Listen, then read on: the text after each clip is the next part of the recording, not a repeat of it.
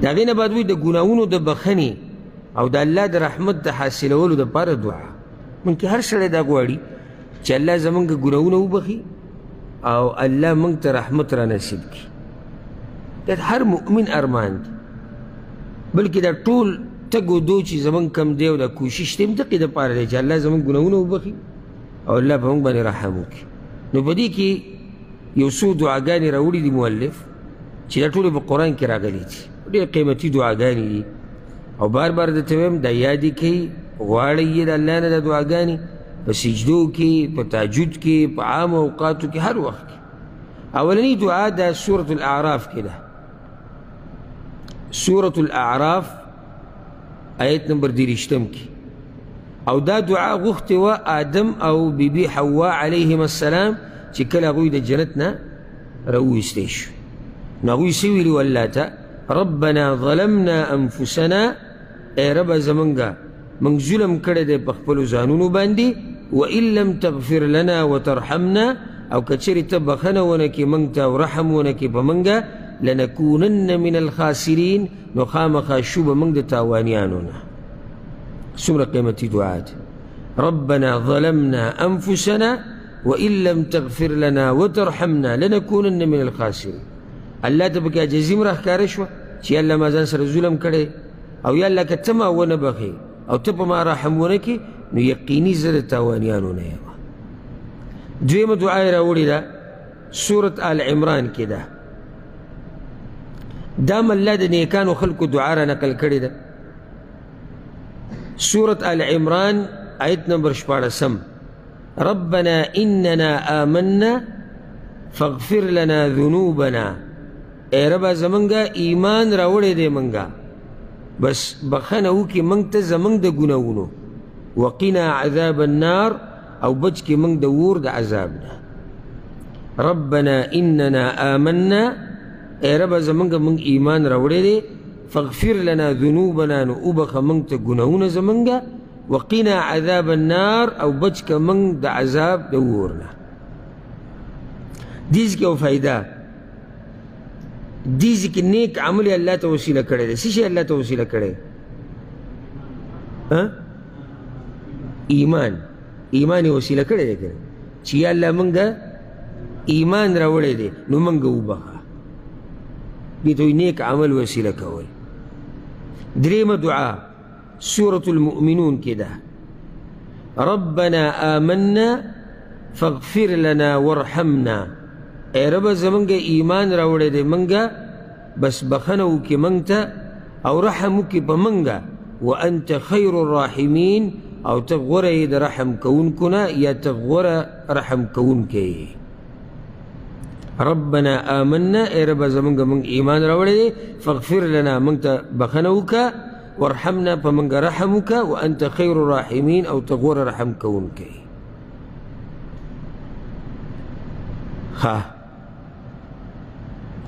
څلورمه دعا سورة المؤمنون کې د دام 113 آیت کې رب اغفر وارحم وانت خیر الراحمین. او دا دعا الله پیغمبر ته ښوولې ده، حاجي دې سوایه څومره قیمتي دعا ده. رب اغفر وارحم وانت خیر الراحمین، ای ربه زما ته راته بخښنه وکړي او ته را باندې رحم وکړي، او ته غوره رحم کوونکی، یا ته غوره د رحم کوونکو نه یې. څومره ښایسته دعا ده. رب اغفر وارحم وانت خیر الراحمین. ما تاسو ته مخکې دا خبره ذکر کړې دعا په آدابو کې دا ده چې لنډې او غونډې دعاګانې د الله نه غواړئ. لنډې او غونډې، او دا څومره لنډه ده او څومره غونډه ده، او پاتې پکې څه شو؟ څه پاتې شو؟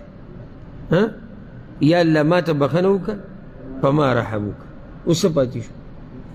څه پاتې دي؟ چې الله درته بخښنه وکړه او الله د باندې رحم وکړو، خو خبره لاړه ختمه شو. خبره خو ټوله ده ده چې الله زمونږ ګناهونه وبخي او الله په موږ رحم وکړي. نو چې الله را باندې رحم وکړي او الله راته ګناهونه معاف کړي، نو بیا خو د دې نه اخوا موږ څه غواړو؟ او څومره وړه دعا ده، څومره اسانه ده. رب اغفر وارحم وانت خیر الراحمین. او څوک چې شوق لري نو هغه ته د دې یادول داسې ګران نه دي. څوک چې د دې شوق لري نو هغه ته د دې یادول ګران نه دي.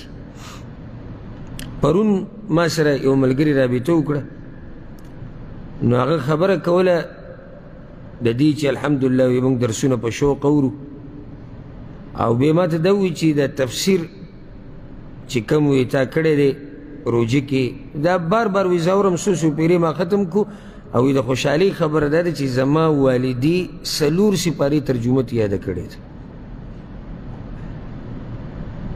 او مشره ښځه ده 4 سپارې ترجمه هغې د روژې نه د دې وخته پورې یاده کړې ده. ذهن یې لږ کمزوری ده، نو وایي ټیم پکې ډېر علي. ما زړه کې ویمه ذهن یې کمزوری دی، خو ذهن تیز دی. ته راشه وګورې چې زه ته ځوانان وښیم چې هغوی له د سورة الناس ترجمه نه ورسي، د سوره اخلاص ترجمه نه ورسي. دا شوق غواړي. دین زده کول نه دي، اوله کې د توفیق د الله، د دې کې خو شک نشته، د هغې نه بعد شوق. یو هسې کېناستی ده او صحیح شو، لا یو سړی په دیزې اوري دیزې ته یې کوزوي، په دیزې اوري دیزې ته یې کوزوي. بیا دی چې په لار روان وي د دې سره سوچي چې دا درس کې یې څه ووي، دا یې څه ونه وي، ملګرو سره باس کوي، سبا لی دا سوچي چې مسله ماته یاده ده که نه ده یاده، بل ملګري ته یې بیانوي، بل ته د ده شوق دی. او دا خو واضحه ده، ټولو سره باندې دا حالات راغلي. لکه کله چې موږ سبقونه وي او تاسو کې به ډېر ملګري په یا په دنیوي یونیورسټیانو کې پاتې شوي یا دیني کې، خو هر دغه کې موږ سره ډېر ملګري پاتې شوي دي، پای کې یو څو مخکې تللي، نو ټول شاته پاتې شوي دي. که داسې نه ټول خو مخکې نه دي کنه، حالانکه حاضر شوي ګوره ټول دي، حاضر شوي ټول دي. ولې دا یو څو مخکې تللي؟ شوق، جذبه وه چې زه څه کول غواړم. موږ یو وخت کې د عمدة الاحکام دا کتاب نه دی پرون چې موږ درس کوو، دې کې تقریبا 500 حدیثونه دي.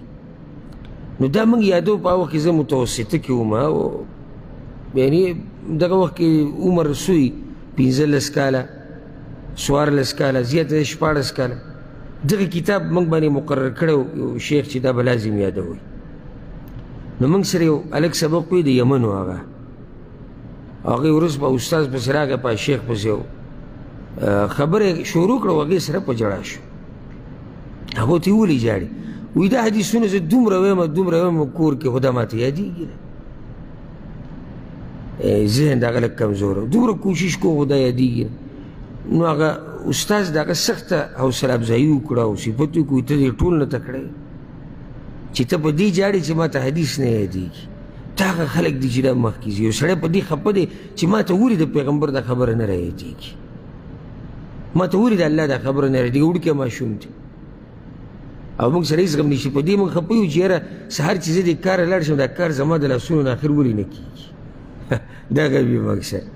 او بیا وایي یو بل ته یاره سیچلی وي د لاسونو نه مې کار نه کېږي، او ښه راته وایي دا کار یاد خو اوس رانه هېر شوی، داسې خفه دی. ولې؟ ځکه د سره د دې دنیا قدر دی، د سره د دې پیسو قدر دی. مخکې به وایي ما 3000 ګټلې 3000 ریاله، اوس وګوره وایي زه 1 ریاله نشم ګټلی. غم دی ورسره چې زه ولې کته رالم. دغه شان چې چا کې جذبه وي د دین د زده کولو او د یادولو، نو هغه په دې خفه کېږي او غمجنه کېږي چې ولې د الله د دین زما په دې ذهن کې نه کېږي. اخر څه چل دی؟ او الله چا سره ظلم خو نه کوي که نه؟ الله چا سره ظلم کوي؟ ظلم نه کوي. نو خپل ځان ته وګوره چې ولې تا ته د دین نه یادېږي. نو دا ډېرې ښایسته دعاګانې خبره مې دا کوله، که دا تاسو یادې کوئ او زده یې کوئ او ځان پرې پوه کوئ، نو ډېرې فایدهمنې دعاګانې دي. 5مه دعا یې راوړې ده، ربنا اتمم لنا نورنا، ای ربه زمونږه پوره وساتې یا پوره کړې موږ لره رڼا زمونږه، واغفر لنا او بخښنه وکړې موږ ته. دا دعا که څه ما تېر شوي درس کې هم بیان کړې وه. ربنا اتمم لنا نورنا واغفر لنا، پوره کړې رڼا زمونږه، بیان شوی وه. کم وخت کې دا ویله کېږي؟ پل صراط باندې چې کله مؤمنان تېرېږي. بارک الله فیک. نو دا عام هم ته ویلی شي، یا الله ما ته رڼا یې پوره کړه، رڼا د ایمان، رڼا د قرآن، رڼا د هدایت، واغفر لنا او موږ ته بخښنه وکړه. انك على كل شيء قدير تپارشي باندې قادر. شپږمه دعا رب اغفر لي ولوالدي. دا دیزی پوری دعا ده و اسی دا آیت پوری راوڑه ده.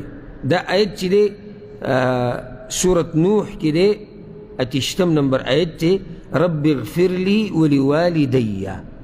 سمرا خیسته دعا ده او سمرا لنده ده کنه اگده ده ها سه ده سه دعا ده ما کدام تاسو ته خوږ وړي یو ټکی رب اغفر لي ولوالدي. اے رب زما بخنو کې ماته او مور او پلار زما ته او چې دا الله قبول کړ او ته وبخلې او ستا پلار وبخ او ستا مور وبخ سکند پینه لګي ورخه سکند رب اغفر لي ولوالدي او زیات نه دي سکند په ولګي. دا څومره دعاګانې چې نن ما وخوې کنه دیزی پوری دا تاسو نه ټوټل چې وایي دا کمی چې دیزی پوری ما ته وکړي چې ټوټل وایي او ښه په زیر زبر سره وایي نو 15 منټه به درته وایي. ښه جوختې جوختې چې وایي په سوچ سره او په فکر سره 15 منټه به درته وایي نو ستا هغه فیسبوک 2 غنټې او 4 غنټې چې ورته پروت دی هغې نه دا ښه نه هلته دې پیسې هم ولګولي عزت هم کېدی چې خپل خراب کړي ایمان به هم کېدی چې خراب کړي نظر دیم خراب کو بدن دیم خراب کو تعلقات دیم خراب شو تا څه فایده وکړه او فایده په نسبت د نقصان لګه ده دلته نقصان شته ها او څه ته نه ولګېدو. سبحان الله دا جنت الله موږ له په معمولي خبره باندې راکوي او موږ یې کوشش نه کوو او دا جهنم ګورې په پیسو باندې علي خو دې هسې جنت ته نه ځي. لکه اوس ته دا دعاګانې وایي تا ته جنت میلاویږي 100 روپۍ بې لګي څومره وخت لګي هېڅ هم نه لګي یعنې 15 منټه څه شی دی 2 منټه څه شی دی تا ته به جنت میلاویږي د الله رضا میلاوي. ها یو سړی فحاشي ګوري پیسې لګوي بدن لګوي وخت ورکوي نظر خرابوي صحت خرابوي تعلقات خرابوي دې ټولو تاوانونو دا خو پرېږده دا واړه تاوانونه آخرت کې جهنم دا هر څه دی کوي خو چې صرف دې د الله د نافرماني وکړي جهنم ته هم غاړه ایښودې ده خو دا کار کول غواړي او تاوان پکې څومره دی. اوس دا کار وګوره معمولي کار دی او هېڅ پې هم نه لګي او شیطان موږ ته ګران کړی دی.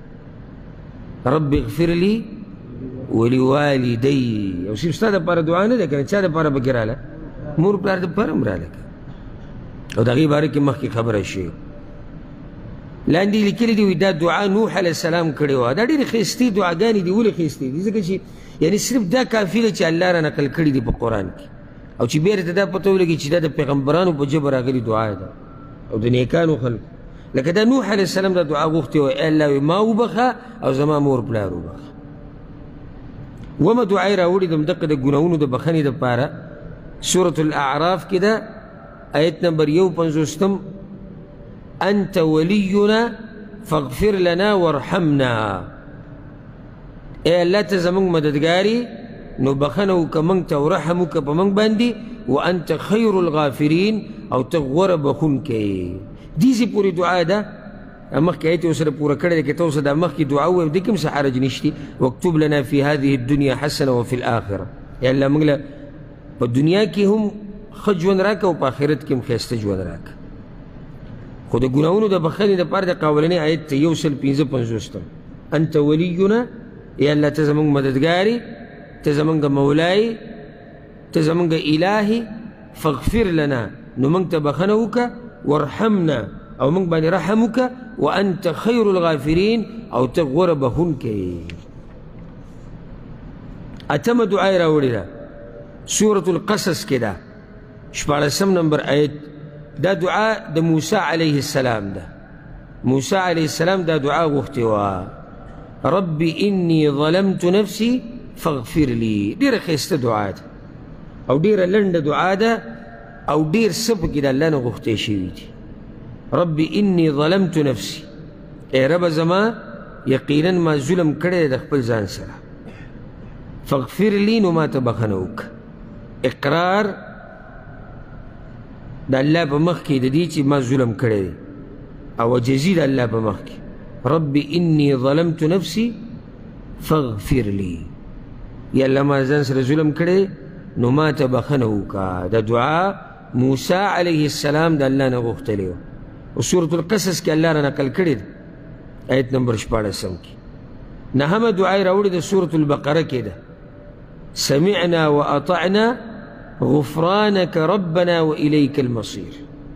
دا د مؤمنانو شان دی چې دوی دا وایي سمعنا وأطعنا واورېده موږ او تابعداري وکړه موږ. دا د مؤمن شان دی.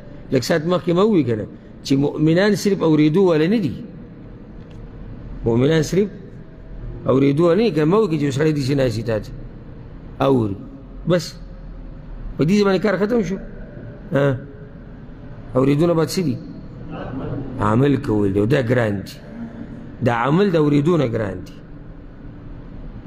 اورېده اسان دي، اورېده خو ډېر اوري، عمل پرې لږ خلک کوي. مؤمنان چې کله دوی ته د الله او د الله د پیغمبر خبره وشي نو دوی وایي سمعنا واطعنا، موږ واورېده او موږ پرې عمل وکړو، موږ یې تابعداري کوو. غفرانک ربنا، ای ربه زمونږه موږ ستا بخښنه غواړو. غفرانک ربنا، بخښنه غواړو موږه ای ربه تانا. و الیک المصیر، او خاص ستا طرف ته زمونږ را ګرځېدل دي. نو څومره اسانه دعا ده که نه ګرانه ده؟ اسانه ده. دلته د دې مزدورو دپاره چې کم عربي تاسو یې زده کړي ده او کم ټکي مې زده کړي دي ځکه چې د هغې نه به دا ګران نه وي. دا خو قرآن دی، دا سړي ته ډېر په اسانه یادېږي. او بل دا دین دی، دې سره یو دیني جذبه وي، دې سره یو دیني شوق وي، خو چې د چا ورسره وي نو دې یادول ډېر اسان دي، ګران کار نه دی.